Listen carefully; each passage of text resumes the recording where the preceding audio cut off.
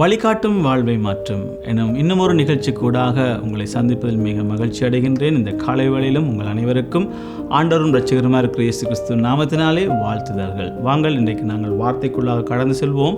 இன்றைய நாளிலும் உங்களோடு கூட நான் எடுத்துக்கொண்ட விடயமானது பேதுரு என்கின்ற ஒரு தேவ மனிதன். அதாவது உங்களுக்கு தெரியும், இயேசு கிறிஸ்துவனுடைய சீடர்களிலே மிகச்சிறந்த ஒரு சீடனாகவும் அதிகம் பேசுகின்ற சீடனாகவும் காணப்பட்டார். அவரை முதலாவது அங்கே சந்திக்கின்ற ஒரு சந்திப்பிலே பிரியமானவர்களே, அங்கே பேதுரு மீன் பிடித்து விட்டு கரை அங்கே வந்து அவருடைய வலையை அவர் பழுது பார்த்து கொண்டிருக்கிற பொழுது அந்த இடத்துல இயேசு போதிக்க ஆரம்பிக்கிறார். போதித்த பிற்பாடு பேதுரை பார்த்து சொல்லுகிறார், வாங்க இப்போ நாங்கள் மீன் பிடிக்க போவோம் என்று. அப்பொழுது பேதுரு சொல்லுகிறார் இயேசுவை பார்த்து, ஐயா, நாங்கள் முழுக்க கஷ்டப்பட்டோம், ஆனால் ஒன்றும் அகப்படவில்லை என்று ஒரு வார்த்தையை சொன்னதை நாங்கள் வேதாகமும் லூக்காவின் புத்தகம் 5ஆம் அதிகாரம் 5வது வசனத்திலே நாங்கள் பார்க்கக்கூடியவர்களாக இருக்கின்றோம். பிரியமானவர்களே, இந்த பகுதியிலிருந்து நாம் ஒரு காரியத்தை கற்றுக்கொள்வோம். இந்த பேதுருடைய ஒரு நாள் அந்த வறுமையை குறித்து வேதம் இங்கே பேசுகின்றது. ஆனால் இன்றைக்கு எங்களுடைய வாழ்க்கையை பார்ப்போம். அதுவும் இந்த இடத்துல பேதுரு என்று சொல்லுகின்ற பொழுது ஒரு குடும்ப தலைவனாக, ஒரு குடும்பத்தை பாதுகாத்து கொள்ளுகின்ற ஒரு நபராக அந்த பேதுரு தான் வீட்டுக்கு வருமானத்தை ஈட்டுக் கொடுக்கக்கூடியவராக இருக்கின்றார். அப்பொழுது சாதாரணமாக பெரிய ஒரு கடல், அங்கே போனால் அட்லீஸ்ட் ஒரு மீனாவது கிடைக்கும். ஆனால் பேதுரு சொன்னது ஒரு மீனும் அகப்படவில்லை என்று. அப்போ இன்றைக்கு எங்களோட வாழ்க்கையில் நாங்கள் பார்க்கலாம், இன்றைக்கு திருமணம் முடித்து பிள்ளைகளோடு கூட நீண்ட காலம் வேலைகள் செய்கின்றோம், நீண்ட காலம் நாங்கள் வியாபாரம் செய்கின்றோம். ஆனால் இன்றைக்கு எங்களோட வாழ்க்கை வெறுமையாக இருக்கின்றது. இன்றைக்கு நாங்கள் கேட்கலாம், ஐயா எப்படி இருக்கிறீங்க, நல்லா இருக்கிறீங்களா? ஒன்றும் இல்லையே, ஒன்றும் நடக்குது இல்லையே. அப்போ அன்றைக்கு பேதுரு ஒரு நாள் விஷயத்தை சொல்லுகின்றார். ஆனால் இன்றைக்கு எங்களோட வாழ்க்கை முழுவதிலும், எங்களுடைய திருமண வாழ்க்கையாக இருக்கலாம், எங்களுடைய தொழிலாக இருக்கலாம், இன்றைக்கு எங்களுடைய வாயிலிருந்து வருகின்ற வார்த்தை என்ன? ஒன்றும் இல்லையே. பிரியமானவர்களே, ஆனால் இயேசு கிறிஸ்து இந்த இடத்துல பேதுரு சொன்ன பொழுது அப்படியா, ஓகே என்று சொல்லிவிட்டு போகவில்லை. பேதுரை பார்த்து சொல்லுகிறார், வாங்க இப்போ நாங்கள் போய் மீன் பிடிப்போம். அப்பொழுது பேதுரு சொல்லுகிறார், ஒன்றும் அகப்பட இல்லை, ஆனால் நீர் சொல்லுகிறதை நம்பி நாங்கள் வருகிறோம். அது ஒரு காலை வேளையாக இருந்தது. பொதுவாகவே மீன் பிடிக்கின்றவர்கள் இரவு நேரத்திலே போவது. அதனால் தான் பேதுரு சொன்னால், நாங்கள் முழுவதும் கஷ்டப்பட்டோம், ஒன்றும் அகப்படவில்லை. ஆனால் வழமைக்கு மாறாக இயேசு சொல்லுகிறார், வாங்க இப்போ போய் பிடிப்போம் என்று சொன்ன பொழுது பேதுரு கீழ்ப்படிந்து ஆண்டவருடைய வார்த்தையை செய்ய தன் வாழ்க்கையை ஒப்புக் கொடுக்கின்றார். பிரியமானவர்களே, இன்றும் நம்முடைய வாழ்க்கையிலே ஒரு மாற்றத்தை நாம் எதிர்பார்த்து கொண்டிருக்கின்றோம். ஆண்டவர் செய்வார் என்ற நம்பிக்கையோடு நாங்கள் இருக்கின்றோம். அதிகாலையில் எழும்பி ஜெபிக்கின்றோம். யாரை பார்த்தா சொல்லுவோம், நிச்சயமாக எங்களோட வாழ்க்கையில் மாற்றம் வரும் என்று. ஆனால் பிரியமானவர்களே, இயேசு கிறிஸ்து எங்களிடத்தில் எதிர்பார்ப்பது என்னவென்றால் கீழ்ப்படிவை எதிர்பார்க்கின்றார். அன்றைக்கு பேதுருக்கு சொன்னார், வாருங்கள் இப்பொழுது போய் நாங்கள் வலையை போடுவோம் என்று. ஆனால் உங்களுடைய வாழ்க்கையிலே ஒரு ஆசீர்வாதத்தை, ஒரு விடுதலையை, ஒரு முன்னேற்றத்தை கொடுக்க வேண்டும் என்றால் ஆண்டவர் உங்களோடு என்ன பேசுகின்றார்? உங்களுடைய தனிப்பட்ட வாழ்க்கையிலே என்ன பேசுகின்றார்? நீங்கள் எதை செய்ய வேண்டும் என்று ஆண்டவர் விரும்புகின்றாரோ அதை நாங்கள் செய்வதற்கு கீழ்ப்படுகின்ற பொழுது, அதை நாங்கள் செய்கின்ற பொழுது நிச்சயமாகவே இயேசு கிறிஸ்துவனுடைய ஒரு பெரிதான விடுதலையை எங்களுடைய வாழ்க்கையிலே நாம் காணவும் அனுபவிக்கவும் முடியும். அன்றைக்கு பேதுருவை பார்த்து இயேசு சொன்னார், வாருங்கள் போய் நாங்கள் மீன் பிடிப்போம் என்று.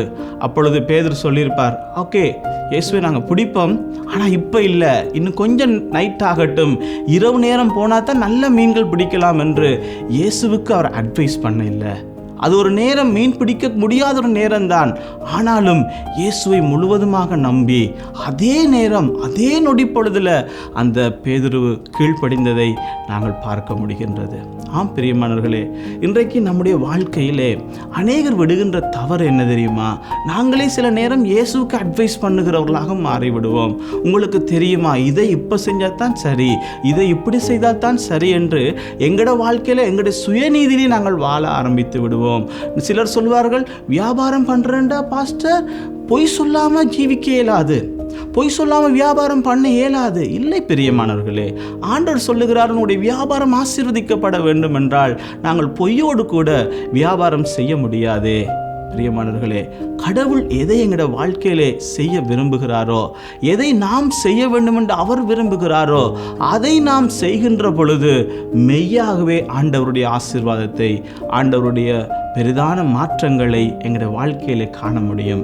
இது புதிய ஏற்பாட்டிலே மட்டுமில்லை பிரியமானவர்களே, பழைய ஏற்பாட்டிலே எலியா என்ற ஒரு தேவ மனிதனை சாரிபாத் விதவை என்ற ஒரு வீட்டுக்கு அனுப்புகிற பொழுது அந்த விதவை சொல்லுகிறாள், ஐயா, எங்கள்கிட்ட இருக்கிறது கொஞ்சம் மாவு, கொஞ்சம் எண்ணெய், இதை சாப்பிட்டு விட்டு இதோடு எங்களோட வாழ்க்கை முடிஞ்சு இனி எங்களோட வாழ்க்கையில் ஒன்றும் இல்லை. பாருங்கள் பிரியமானவர்களே, அந்த வீட்டில் இருக்கின்ற தலைவியும் ஒரு ஏழை விதவையும் தன்னுடைய பிள்ளையோடு கூட தன் வாழ்க்கை முடிந்தது, இனி ஒன்றும் இல்லை என்று சொல்லுகின்றாள். அந்த இடத்திலேயும் அந்த எலியா பார்த்து சொல்லுகிறார், இல்லை, முதலாவது அந்த அப்பத்தை செய்து கொண்டு எனக்கு தா, மிச்சத்தை கர்த்தர் பார்த்து கொள்வார். அந்த வார்த்தைக்கு கீழ்ப்படிந்து பாருங்க பிரியமானவர்களே, ஒரு தாய் கடைசி ரொட்டியை வச்சுக்கொண்டு தன் பிள்ளைக்கு கொடுப்பது தான் அவருடைய தர்மமாக இருக்கும். எந்த தாயும் யாருக்கும் அதை பகிர்ந்து கொடுக்க மாட்டாள், தன் பிள்ளைக்குத்தான் கொடுக்க யோசிப்பா. ஆனால் கடவுளுடைய வார்த்தைக்கு கீழ்ப்படிந்ததன் நிமித்தம் அந்த பஞ்ச காலம் முடியும் வரைக்கும் அந்த வீட்டில் ஆகாரம் இருந்தது. பிரியமானவர்களே, ஆண்டவர் அந்த வீட்டை போஷித்தார். அந்த நிலைமையை கடவுள் ஒரே நேரத்தில் மாற்றினார். இன்றைக்கு எங்களுடைய வாழ்க்கையும், எங்களுடைய தொழில், எங்களுடைய வாழ்க்கை, எங்களுடைய முன்னேற்றத்தை கடவுளால் ஒரு நாளில், ஒரு பொழுதில், ஒரு மதிய பொழுதில் எங்களை மாற்ற முடியும். பிரியமானவர்களே, அதுக்கு நாங்கள் செய்ய வேண்டியது கீழ்ப்படிய வேண்டும். ஆண்டவர் உங்களுக்கு என்ன சொல்லி இருக்கின்றார், நீங்கள் எதிலே கீழ்ப்படிய வேண்டும் என்று ஆண்டவர் விரும்புகிறார், அதற்கு நாங்கள் கீழ்ப்படுகின்ற பொழுது அடுத்தது ஆண்டவருடைய பெரிய அற்புதத்தை எங்களாலே காண முடியும். ஆமென். பேதுரு அந்த கீழ்ப்படிந்து அந்த படகை தள்ளி கொண்டு போய் ஆண்டவர் சொல்கிறார், இப்போ போடுங்க வலையண்டு. போட்ட பொழுது வேதம் சொல்லுகின்றது, அவருடைய படகு அமுழத்தக்கதாக அவர்கள் மீன்களை பிடித்தார்கள்.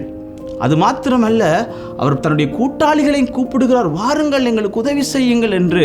இன்னும் 2 கூட்டாளிகளை கூப்பிட்டு அவர்களுடைய படகும் நிறையத்தக்கதாக மீன்களை பிடித்தார்கள். பாருங்க, கடவுளுக்கு கீழ்ப்படுகிற பொழுது நாம் ஆசீர்வதிக்கப்படுகின்றோம், நம்மாலே மற்றவர்களும் ஆசீர்வதிக்கப்படுகின்றார்கள். அல்லேலூயா. இப்படிப்பட்ட காரியங்களை செய்கிறவர் நம்முடைய ஆண்டவர். ஆனால் ஆண்டவர் நம்மிடத்தில் எதிர்பார்ப்பதெல்லாம் கீழ்ப்படிவு. கீழ்ப்படிவு. ஆண்டவருடைய வார்த்தைக்கு ஒரு மனிதன் கீழ்ப்படுகின்ற பொழுது மற்ற எல்லாவற்றையும் கடவுள் பார்த்து கொள்வார். இன்னைக்கு நாங்கள் எதை குறித்தும் கவலைப்பட தேவையில்லை பிரியமானவர்களே. பாருங்கள், இந்த பேதுருடைய வாழ்க்கை, அவர் இயேசுக்கு கீழ்ப்படியும் மட்டும் தன்னுடைய வலைகளை பழுது பார்த்து கொண்டு கலக்கத்தோடு துக்கத்தோடு ஒன்றும் அகப்படவில்லை என்று வேதனையோடு இருந்த மனிதன் கீழ்ப்படிந்த அடுத்த நொடி பொழுதிலே அவனுடைய வாழ்க்கையில் அந்த துக்கம் கலைந்து போய்விட்டது, வேதனை மறைந்து போய்விட்டது, அவனுக்கு இருந்த எல்லா பிரச்சனையும் தீர்ந்து விட்டது. அதை கண்ட பேதுரு என்ன செய்தான் தெரியுமா? ஆண்டவர் சொல்கிறாரு, இப்போ என் பின்னே வாண்டு சொன்ன பொழுது தன்னுடைய எல்லாவற்றையும் போட்டுவிட்டு இயேசுவை பின்பற்றக்கூடியதாக இருந்தது. ஏனென்றால் அந்த கீழ்ப்படிவினாலே அவன் கண்டு கொண்ட அந்த ஆசீர்வாதம். அதே போல் இயேசுவை கீழ்ப்படிவோடு பின்பற்றினான். அவனுடைய முழு வாழ்க்கையிலும் ஒரு நிறைவான வாழ்க்கையை பெற்று இன்றைக்கு நாம் எல்லாருக்கும் முன்பாக பேசுகின்ற ஒரு நபராக, பின்பற்றக்கூடிய ஒரு நபராக பேதுரு காணப்படுகிறார். ஆம் பிரியமானவர்களே, நீங்களும் நானும், நாங்கள் அனைவரும் இயேசுடைய வார்த்தைகளுக்கு கீழ்ப்படுகிற பொழுது நாம் மட்டுமல்ல, எங்களோடு கூட இருக்கின்ற எங்களுடைய நண்பர்கள், எங்களுடைய குடும்பம், எங்களுடைய அடுத்த சந்ததி நிச்சயமாகவே ஆசீர்வதிக்கப்பட்ட சந்ததியாக மாறும் என்பதிலே எந்த சந்தேகமும் இல்லை. இயேசு அழைக்கிறார், என்னை பின்பற்றி வாருங்கள். இந்த வார்த்தைக்கு நாம் கீழ்ப்படிந்து ஆண்டவரை பின்பற்றுவோம் என்றால் எங்களோட வாழ்க்கையிலே எவைகளெல்லாம் குறைவாக இருக்கிறதோ, எவைகளெல்லாம் நாம் கவலைப்பட்டு கொண்டிருக்கிறோமோ, அவைகள் எல்லாவற்றிலும் இருந்து ஒரு பரிபூர்ணத்தை விடுதலை தருவார் என்பதிலே எந்த சந்தேகமும் இல்லை. அன்றைக்கு பேதுரு கீழ்ப்படிந்தான். அதே மாதிரி சாரிபாத் விதவை தேவ வார்த்தைக்கு கீழ்ப்படிந்தார். இதே போல் வேதாகமத்தில் இன்னும் பலரை நான் சொல்ல முடியும்.